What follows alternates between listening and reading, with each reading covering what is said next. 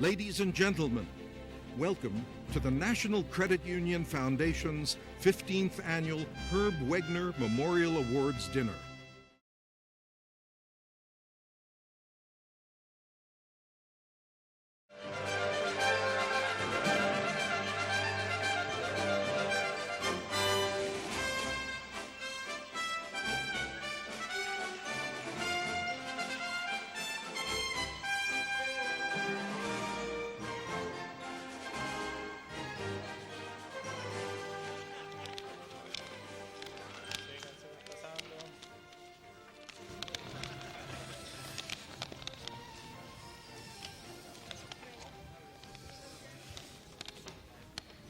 This is our family, very small family, a growing family.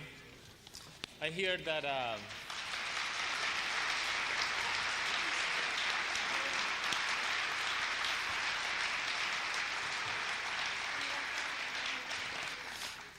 Buenas noches, señores y señoras. Good evening, ladies and gentlemen.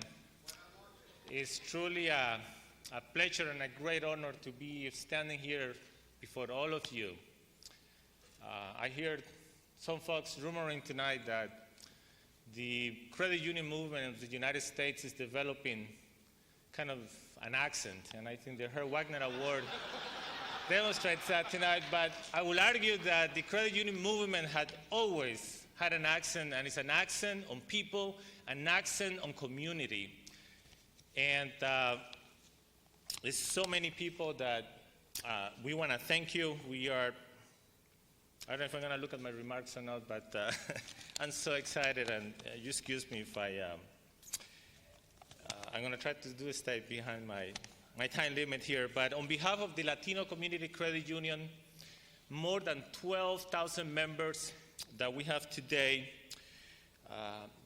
the North Carolina Credit Union League, I really want to ask the folks from North Carolina who join us today to stand up for their incredible support. Larry Johnson, thank you for your leadership, the state of North Carolina. And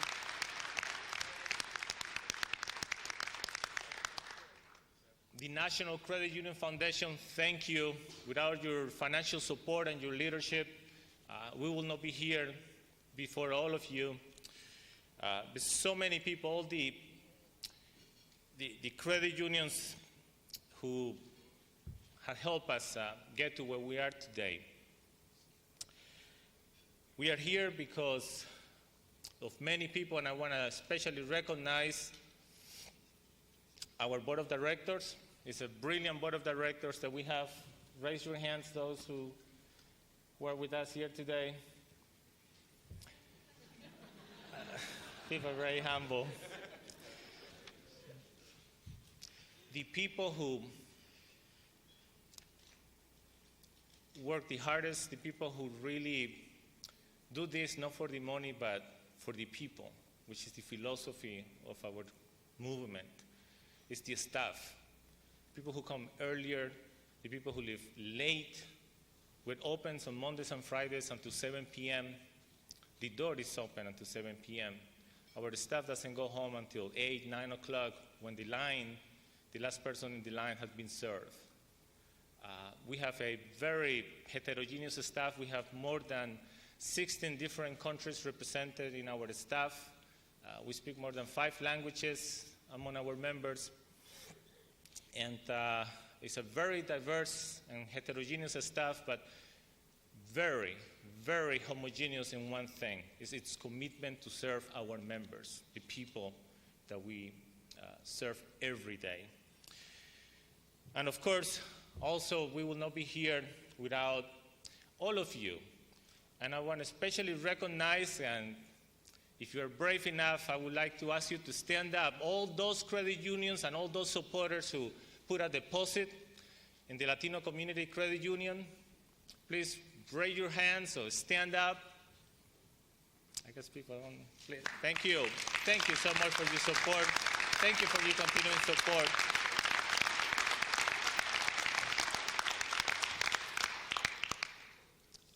And I especially want to recognize all those who are credit union members and supporters of the credit union movement, because thanks to you, we are doing what we're doing today.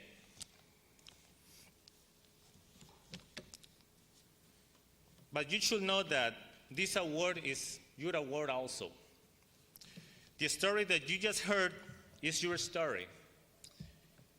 It is the story of how the needs of a community unites with local credit union leaders, with national credit union supporting organizations, and the international credit union movement to create a vision of ensuring that all the individuals have access to affordable financial services. A vision I would personally like to thank Mr. Jim Blaine and Martin Eakes for sharing with us.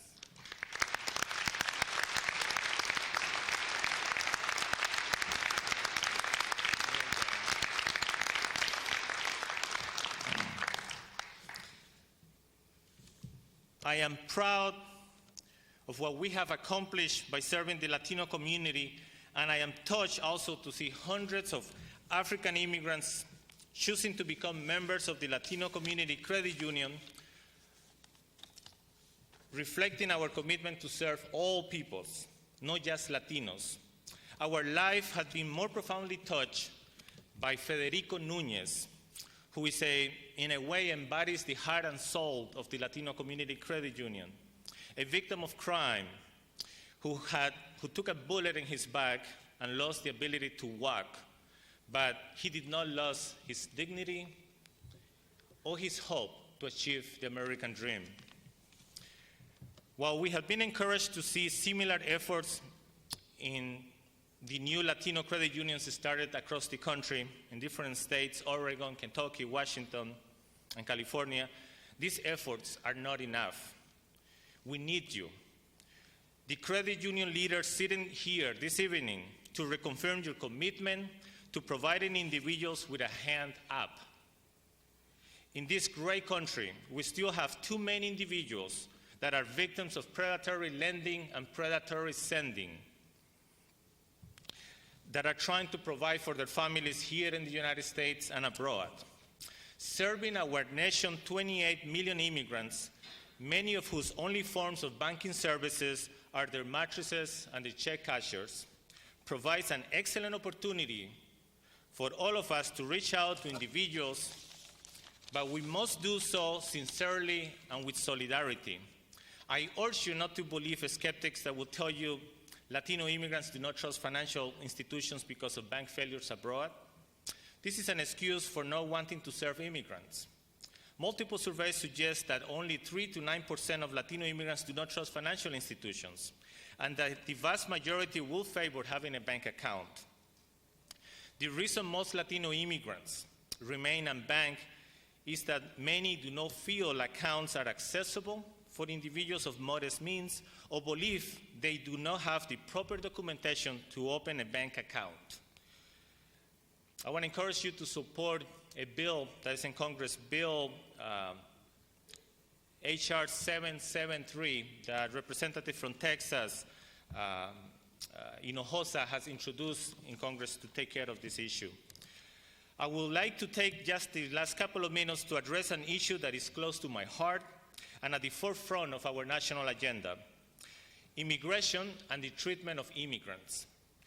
The United States has not experienced immigration levels as high as it has to date since the 1930s, and every projection is that these levels will continue to rise.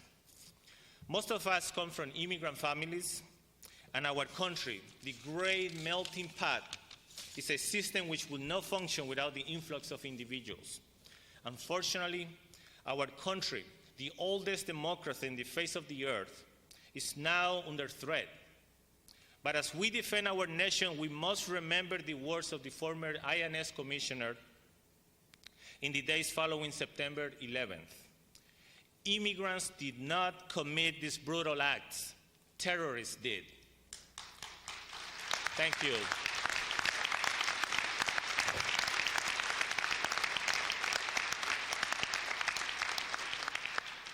The day we begin to associate these two groups together is the day our liberties will be at stake. We must make our vision and voices heard this week to ensure our congressional representatives know that we support a new immigration policy that will allow our workers and our members to improve their standard of living through earned residency status. Let's remember that in this world, there are not illegal human beings in the face of this earth. Every child that is born is a special creature of God and has the right to have a productive life and live with human dignity. You might be wondering how this relates to credit unions. Just think back to the beginnings, The first credit union in the United States, St. Mary's Bank, was created by and for immigrants from Quebec that couldn't speak English and were seeking a form of self-help as they work in the factories. Service to all individuals, immigrants, non-immigrants, citizens and non-citizens, is at the core of our roots, and we must never forget or turn our backs on this history. May the Creator of all living things bless you and bless America. Thank you.